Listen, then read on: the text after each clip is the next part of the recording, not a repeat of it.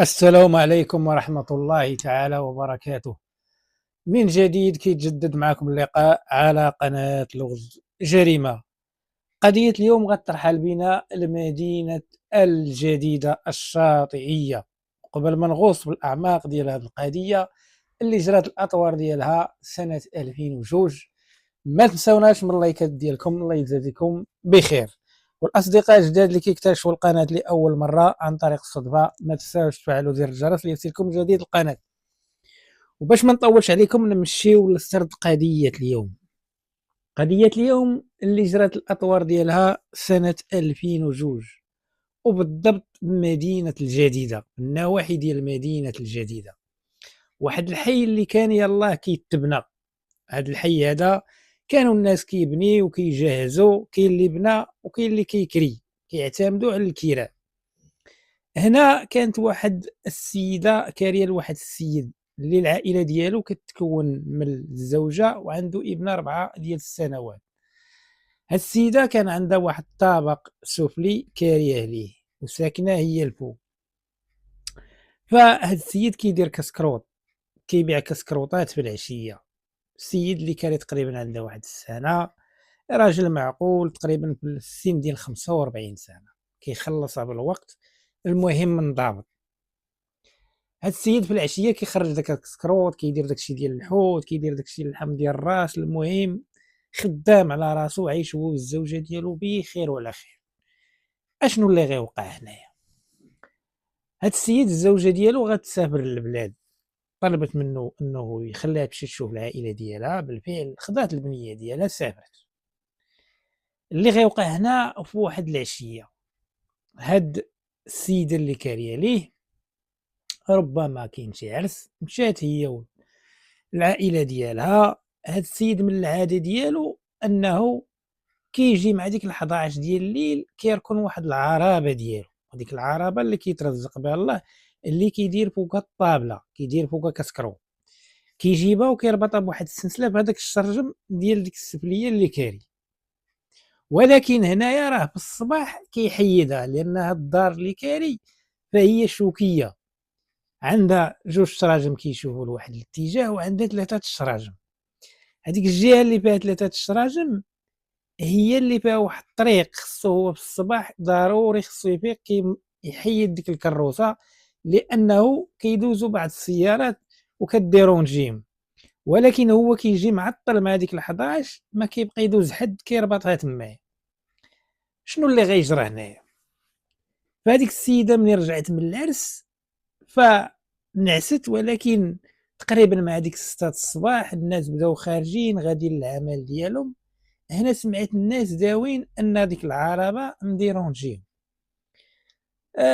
هودت بغات تشوف شنو اللي واقع، لان هي معنيه بالامر. فمني هبطت هنايا، وهي من العاده ان داك السيد ما كيخليش ديك العربه، لانه كينوض ليها بكري وكيديها يبعدها شويه على ديك البلاصه اللي كاين بواحد الخلا، ولكن كيبقى راد البال معاه بالعينين ديالها اللي يديوها ليه. السيده هنا تفاجات، جات هنا كتغوت على السيد، كتدق، كطل داخل، كيبان لها انه راه الضو شاعل تقريبا شي 5 المصابيح، شي نافذه محلوله، ولكن ما كيجاوبها حتى شي واحد. ربما اعتقدت انه ما كاينش، او لا انه غدروا الناس. فمشاو الجيران وداك الشيء، دبروا على واحد المنشار ديال الحديد، قطعوا ديك السلسله، حولوا ديك الكروسه للمكان اللي كان كيديروا بها مولاها مول الكسكرون. ولكن هنايا راه باليوم الموالي كذلك ما السيد ما تحركش. السيده دقت عليه كطل، بقى داك الشيء ديك المصابيح الكهربائيه انها شاعله. ولكن في اليوم الموالي ان الزوجه ديالو غادي تجي. الزوجه ديالو من بعد ما قضات ديك 3 ايام عند العائله ديالها، جايه راجعه لبيت الزوجيه ديالها، جايه هي وجوج ديال الخواتات ديالها وواحد راجل اختها. الزوجه عندها هنا الدوبل ديال المفاتيح ديال المنزل، هنايا كتحل داك المنزل ديالها، وهنا غادي تلقى الكارثه. الزوجه ملي حلت كتلقى ان الزوج ديالها طايح على الوجه ديالو ومدرج بالدماء ديالو، ومضروب في اللور ديال الراس ديالو. الزوجة هنايا كتصيح بأعلى الصوت ديالها، الله يحسن العون.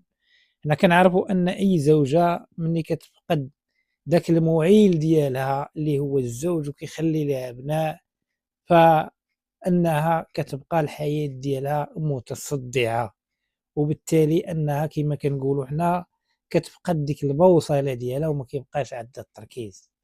هنا الجيران سمعوها بداو كيتجمعوا الناس، هنا بلغوا العناصر الأمنية، تخبرت النيابة العامة، حلت الشرطة القضائية بعين المكان، الشرطة ديال المسرح الجريمة والتشخيص القضائي، تخداو بعض الصور للمكان ديال الجثة، صور احترازية، تخداو بعض البصمات.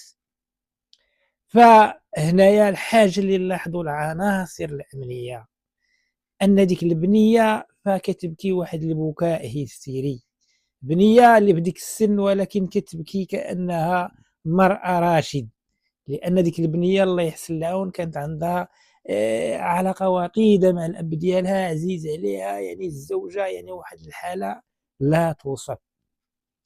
هنا العناصر الأمنية كيسولوا الزوجة هنايا، كيسولوها هو الزوج ديالك عنده شهادة وما شي حاد، ما مخاصم معاكش، ما عندكش معاه شي تصبيات، شي حاجة شي نزاع، ما الزوجة كتقول ودي الزوج ديالي أنا وياه بخير وعلى خير، ما عندي لا حسابات، ما عندي حتى شي حاجة. الزوج ديالي كيخدم من العادة ديالو، كيجي مع ديك 11 ديال الليل وكيمشي، كيجي للمنزل عايشين بخير وعلى خير، وفي الصباح تاني ملي كينوض ديك 4 العشية راه كيخرج ديك العربية ترزق الله.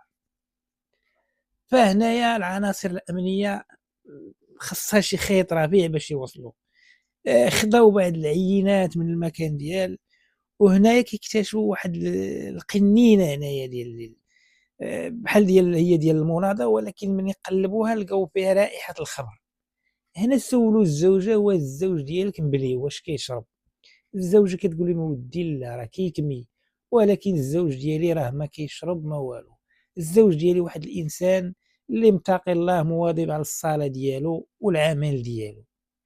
خداو ديك القنينة، خداو داك الشيء، فداو داك الشيء هنايا تحملت الجثة للمسرح التشريح الطبي. فملي غيخرج التشريح الطبي كيقول أن الزوج تقتل بسبب ضربة بآلة رادة على الراس ديالو. فهنايا اشنو اللي غيجرى؟ هنا الشرطة كتواصل البحث ديالها مع الجيران، فهنا غيتقدم واحد الجار للمخبر ديال الأمن، وهنا غيدلي لهم بواحد المعلومة، غيقول لهم اودي هاد السيد راه الله يعمرها دار كنعرفوه من النهار اللي كرا هنايا راه ما عمرناش نالو شي مشاكل. فهاد السيد كيقول لهم اودي هذيك الليلة اللي في الصباح اللي باش عرفوا أن السيد راه تقتل، قال لهم اودي راه مع ديك 11 ديال الليل راه شت ولد مول الدار اللي كارين ليهم هو واحد صاحبو ما كنعرفوش راه دخلوا عند هاد السيد، كانوا كيدقوا عليه من الشرجم ولكن راه من بعد حل ليهم ودخلوا عليه، شي تفاصيل اخرى قال لهم ما نقدرش نزيدها. فهنايا كيستدعيو مولاة المحل كيسولوها، السيده كتقول لهم اودي السيد رانا كاريه ليه الله يعمرها دار ما عمرني شفت منه شي مشاكل، كيخلصني بالوقت، ولكن هنا كيسولوها على الابن ديالها، فهنا كتقول لهم اودي راه باقي ناعس، هنا كيعتقلوه. من بعد ما اعتقلوه وداوه لمخبر الامن كيعترف بالصديق ديالو وكيعتقلوه كذلك. فملي داوهم اعتقلوهم باش انهم يحققوا معاهم، فهنا في التحقيق ابن السيدة اللي كاريه المنزل المول كسكروط، فهنا غيعترف بكل تفاصيل الجريمة، كيقول اودي هذيك الليلة راه الوالدة ديالي كانت مشات هي والاخ ديالي لشي عرس خواتاتي، فانا ما بغيتش نمشي معاهم، جا عندي واحد الصديق ديالي ودبرنا على شي حاجة ديال المحيا، ولكن مني جينا بغينا نباتوا في الدار الاخ ديالي الاكبر ما خلانيش، قال لي سيروا شوفوا فين تدبروا تباتوا. فهنا فكرنا، فقلت لهاد الصديق ديالي ربما نهبطوا عند هاد السيد اللي كارين ليه نقدروا نباتوا عنده. ففي الأول ما كناش ناويين أننا ندخلوا، ولكن كنا ناويين غير أننا ندبروا على كسكروت.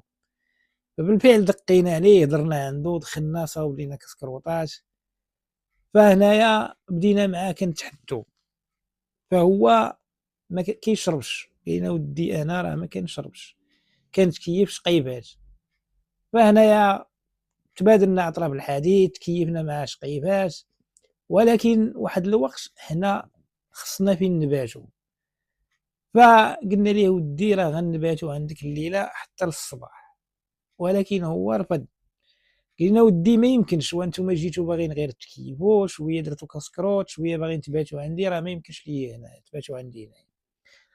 فولد مول الدار هنا كيقول ودي الصديق ديالي في غفله مني، هاد السيد كان حاط واحد الشاقور، لان داك الشاقور كيستعملو، كيقدر يهرس به الحمرات، يقدر يدير به اي حاجه، لانه هو كيدير هادشي ديال الكسكروطات. فولد مول الدار، بنت ولد مول الدار كيقول ودي انا غفلني الصديق ديالي وهز داك الشاقور وبالغفله مني، فكيضرب هاد السيد مول الكسكروط كيضربو للراس ديالو. قال هذيك الضربه كانت كافيه انه يسقط جثه هامده. وحتى ما نحرقش لكم المرحله ديال القضيه، ان راه الزوجه ملي كانوا سولوها على بعض الاشياء ديال الزوج ديالها. السيده كتقول ودي من الاشياء اللي ما كايناش هي ان الزوج ديالها كان عنده واحد الهاتف نقال، هاتف نقال من نوع موتورولا، هادشي اللي كندوي لكم راه 2002، يعني باقي هاد الهواتف كاينه، موتورولا عادي. وقالت لهم كانت راه الزوج ديالي كانت عنده كذلك واحد الشكاره كيدير فيها الصرف وداك الشيء حتى هي ما كايناش. فهنا هذا الشيء العناصر الامنيه انتبهت ليه، ومني اعتقلوا الابن ديال ولد مولا الدار، فلقاو ان بالفعل باقي عنده داك الهاتف ديال الموتورولا وكذلك ديك الشكاره، ولكن المبلغ المالي سولوها الزوج ديالها شحال كان كيدخل، قالت لهم ودي يمكن ديك 400 درهم حتى ل 500 درهم. فقالوا هذا الشيء اللي خدينا خداو، ربما شي يلقاو عنده شي 1000 درهم ديك الشكاره هي اللي خداو. هنا من يتقدموا للعداله فاعترفوا بكل التفاصيل، وقالوا ان راه ما كانوش ناويين انهم يقتلوا هذا السيد، بالعكس. فالاعترافات ديال ولد مول مرد الدار اللي كاري لهذا السيد، فقال ما كناش ناويين نقتلوه، ولكن الصديق ديالي تسرع. قال انا مني ضربوا ديك الضربه وسقط ان جثه هامده، فما لقينا هنايا عرفنا روسنا اننا تورطنا، فهزينا داك الهاتف النقال وهزينا كذلك ديك الشكاره ديك المبلغ اللي فيها، ومشيت انا والصديق ديالي للدار ديالهم. وحتى في الدار ديالهم انهم ما قبلوش، لان الاخ ديال الصديق ديالي ما بغاناش نباتو، ولكن عطانا السوارد ديال شي كراج بتنا فيه تما، ديبانينا فيه شي كرطونات وفيه شي ناموسيات حتى للصباح. فهاد الاعترافات كانت كافيه واللي اعترافات تلقائيه من الاظناء، فتقدموا امام العداله وامام النيابه العامه وكيتحاكموا بالمؤبد.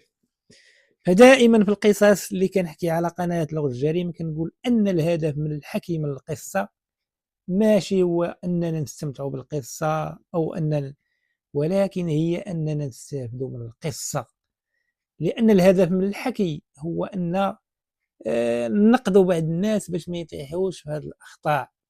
هادو جوج ديال الشباب يعني باقيين في ريعان الشباب ديالهم، كما نقولوا حنا ما تبعوش الطريق الصحيح، المخدرات والانحراف، فإذا بهم كيطيحوا يتورطوا في جريمة اللي ضيعت لهم الحياة ديالهم. الإنسان دائما يحتاط ويعرف أشنو اللي كيدير، ويعرف أن الحياة ديالو راه أمانة، وأي خطأ بسيط يقدر يضيع هذه الحياة. ما نطولش عليكم، تحيات واحترامات قناة لغة الجريمة، إلى الملتقى.